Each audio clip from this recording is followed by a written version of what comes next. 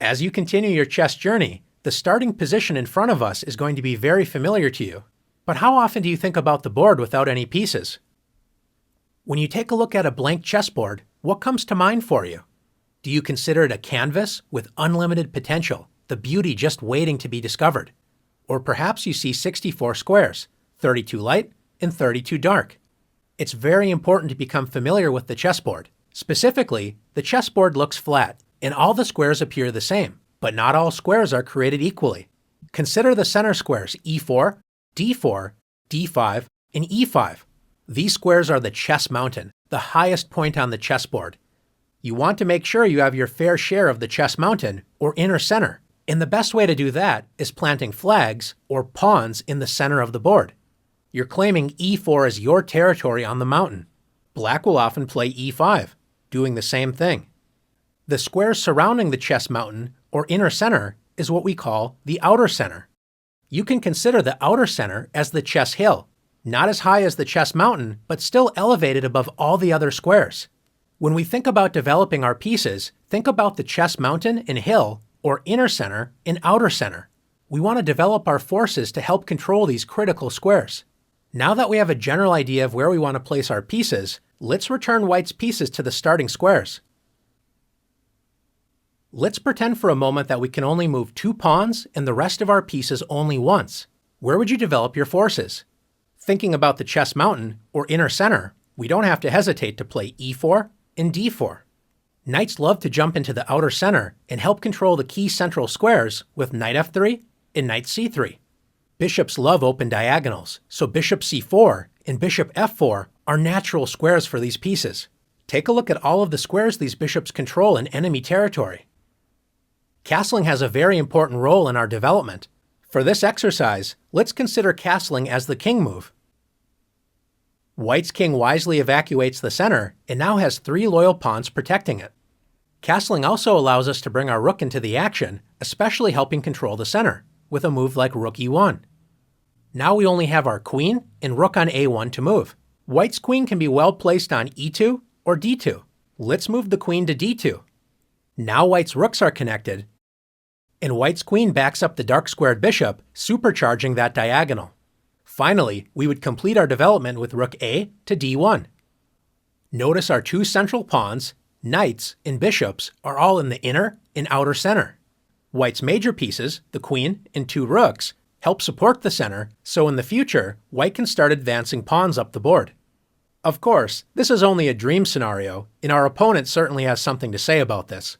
So what does a position look like when both sides are following this strategy, activating their pieces and controlling these key squares? Let's take a look. This is a very typical opening position, and notice the balance of the forces. Both sides have pawns in the inner center, controlling their fair share of space. Both sides have castled their king to safety, and the knights and bishops are all controlling key squares in the center. With all this in mind, let's have some fun and see development in action. How important is it to develop our pieces to safe, active squares where they work together in harmony? When one side follows this advice and the other side ignores it, we'll soon find an answer. After E4, E5, knight F3, White combines development with attack. Black's most popular and flexible move is knight C6, developing a piece toward the center and protecting the E5 pawn. Instead, Black plays D6. Is this a good move for Black? It depends on which bishop you ask. Black's light-squared bishop enjoys a newly opened diagonal, but Black's dark-squared bishop isn't exactly thrilled that it's blocked by its own pawn on D6 and cannot enter the action in the center. Although this move isn't bad, Black's dark-squared bishop will have to accept a more passive role than we would prefer. White's bishop on the king side has no such worries after bishop C4, where it controls key central squares and is pointing directly at Black's weak F7 pawn. Black decides to develop the knight on B8. What is the best square for this piece? If Black plays knight A6, when a knight moves to the edge of the board, a famous saying is, "A knight on the rim is dim." Black's knight only controls 4 squares, and none of them are squares in the inner center. Let's compare the last move with knight C6. Developing the knight toward the center with knight C6 is the best square for this piece. It controls both e5 and d4, key central squares, and controls a total of 8 squares, twice as many as it controlled on the edge of the board. Black selected a third option and played knight d7. The knight only protects the e5 square in the center, so it's less active, and now Black's light-squared bishop cannot move. White continues to demonstrate positive development with knight c3. And once again, Black makes a passive knight move with knight e7. Instead of working together, Black's pieces are standing in each other's way.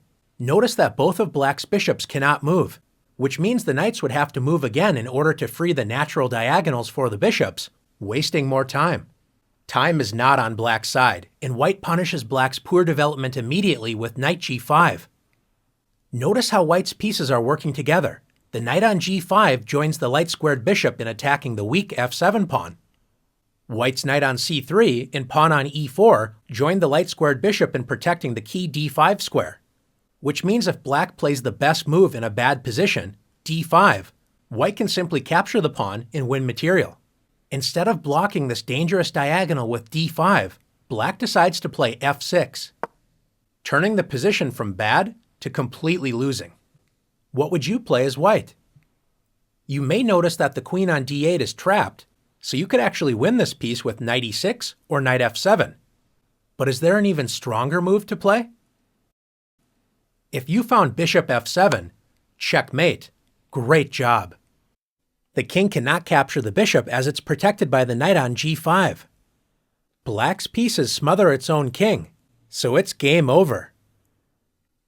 Now that you've learned the importance of developing your pieces rapidly toward key central squares and using your pieces to work together as a team, you're ready to show off your skills in the challenges.